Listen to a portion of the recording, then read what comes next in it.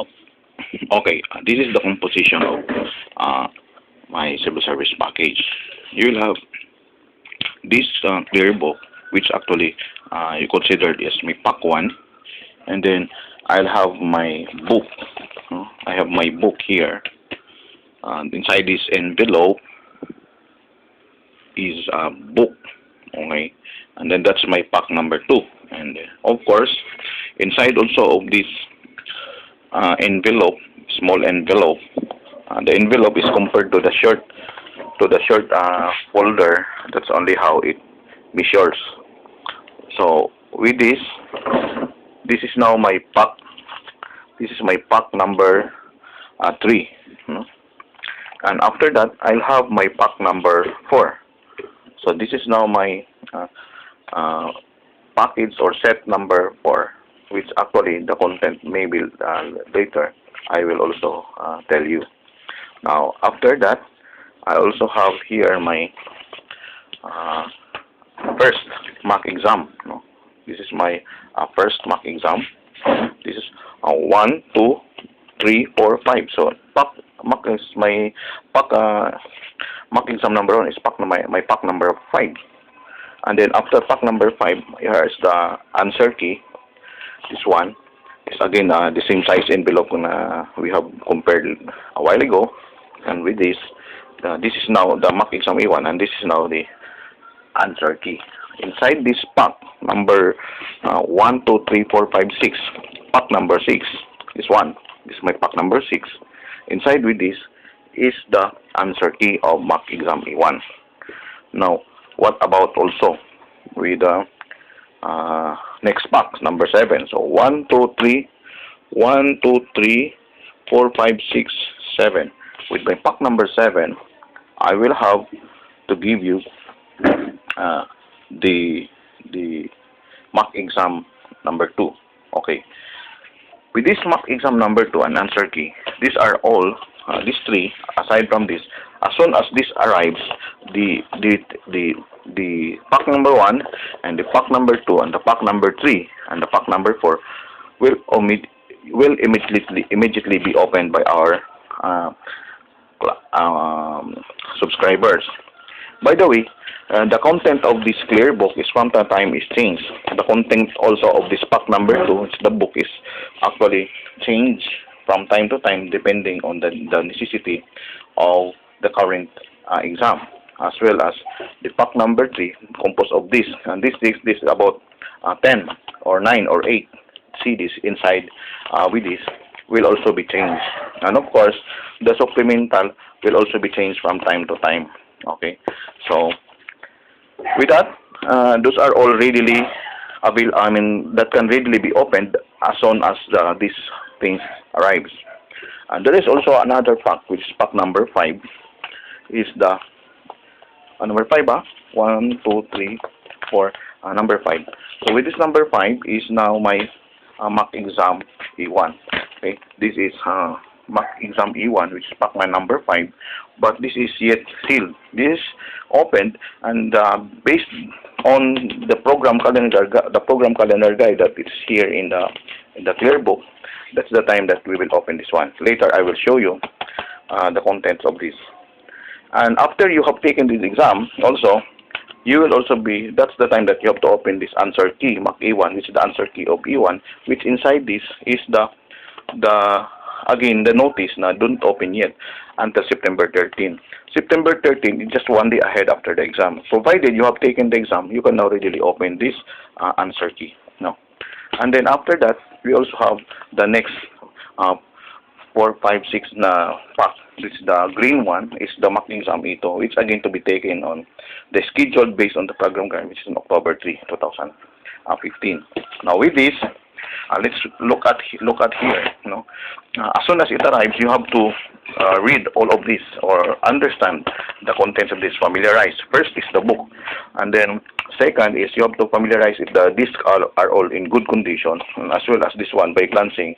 You also can have to consider this. The pack number 4. And the pack number 4 has the program. The problem which actually is present in the professional examination or professional civil service examination. And then we also have here some supplementals, no? So, starting from vocabulary and all with English. This has no answer key. This is for just for to practice. Well, I'll check because there will be some explanations about with these problems as well as the answer key that we will be tackling soon. No, that will be provided in the that will be posted later on. And of course, there's also for those people about this 12 maths, including herein is already provided in the internet later, is about the handling of overcoming of anxiety or test anxiety. Okay, so let's forget muna these 3 modules. We'll open this. Now with this, as you open this one, you will find out that you will have some pictures here, and at the same time I know I'll pass the exam. And next to that is this number, no, the clear. This is what we call clear book. This is the clear book. And with this clear book, we have here our table of contents. The table of contents is labeled as MO1A, MO1A1, and then we have 2 pages for that module. And then we also have module 2. No, not module 2. Module 1, still module 1, but number 2. Section number 2. We have section number 2, and the section number 2 is actually composed of the program calendar guide. Okay, this is your program calendar guide. Now, as I've said later, it is in the program calendar guide. No, it is in the program calendar guide. Like for example, this one, the E1, which is the orange or the yellow, is this E1 is actually the E1 here is just the E2 here, as I've said. Now this has to be open September 12 because according to our program calendar guide, it is on the September 12, 2015. So you will be able to have it in here. Now after that, the next pack, which is pack number 6. Pack number 6 is this one, the answer key. The answer key is right after you take the exam. That's the moment that you have to open this one. The moment you already have finished in taking the exam on September 12, you can now open September 13 so that you can cross-check your answer in your mock exam E1 or simulated exam. If how much score you have also got, no? How much what's your score based on this pack number 6? Okay, and it's to be opened on September 13, based in here in program calendar guide, and also in our mock exam E2, which is the pack number 7. Which pack number 7? Let's come here. Let's bring it up here. Okay, we have to schedule on that program calendar guide. It's actually on October 3. So on October 3, that's why it's indicated here October 3. Now, depending on the batches, now the program calendar guide is customized to the per batch. Now this batch is, we are actually having the batches of 12 weeks, 10 weeks, 8 weeks, and even refresher course. But for this time, we have the fast track calendar guide for 8 weeks accelerated.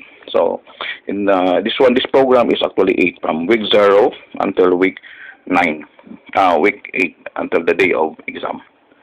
For that, you are expected to have this, and the contents of this also is you don't open yet until such time as examination. And there will be more. This is just the initial shipments. Some supports are being digitized. They were included in the follow-up as well as in the lecture or ongoing or future communications or emails or some video available in the internet. So baka magtataka kayo, you will wonder where is the answer key of this E2. Well, the answer key of this E2 is posted in the internet. Why? It's posted in the internet because it is only given once you have submitted the answer of your mock exam E1. The mock exam E1 answer scanned or photographed or even shot is to be sent to us for our evaluation of how much still you are needing improvement, no? How much improvement you will be needing in such a way that you will have to be readily equipped in taking the examination. So as to the scope, I was not able to say that. No? As to the scope of the examination is if you have to, to continue from our program calendar guide in our clear book. No? Okay. So after the program calendar guide in MO1 section number 2, you also have another further sections. No? You have here the how to eat an elephant piece by piece. No? And then you can see here, taking the exam actually can be tough. No? Taking the exam can be tough. But don't let that written test scare you, because if you prepare ahead of time, you can achieve a top score. Your home-based review learning preparation test preparation system developed by yours truly, no, who has experience in civil service conduct, administration, processing, is your edge for actually is your edge for help that you may be benefited of. With home-based review system, this gives you the discipline and attitude.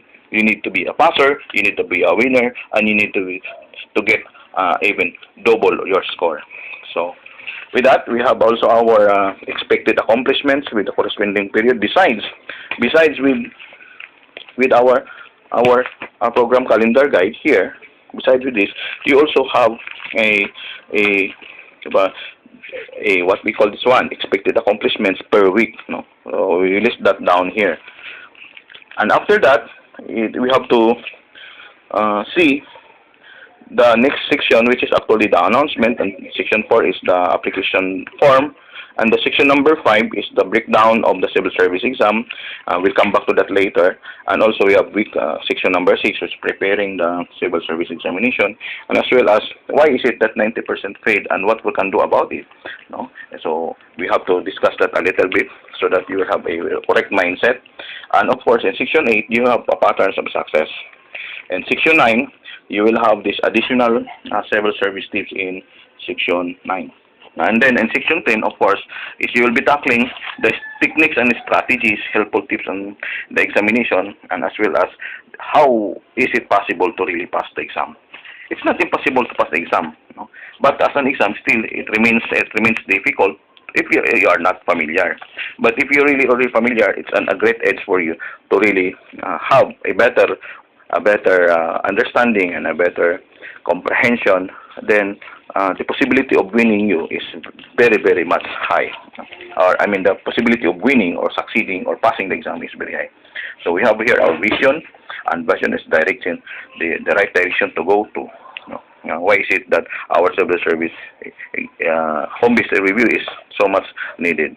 So for that to happen, we will be publishing this from time to time, and what we can really tell you is, what we mean is, give us your email number so that we can send you some information. And if you have some concerns, also indicate there in the option. Besides this video, you will have that what we call form to fill up, if in case there are some interest that you would like to get from us, or maybe some inquiries that you may be sending us. Okay, now let's go back to what I have promised a while ago, that the scope of examinations is I discussed this further in the different video. We have this complex examination broken down as follows, and how you will pass with the exam. Okay, and what are the most composition for each composition of this, how is it related to the possibility of the particular exam. You will then be readily informed with us. Okay, so for that also, that's until now, and if you have some more questions, and we'll discuss it further. Okay, God bless and have a great day. Be blessed.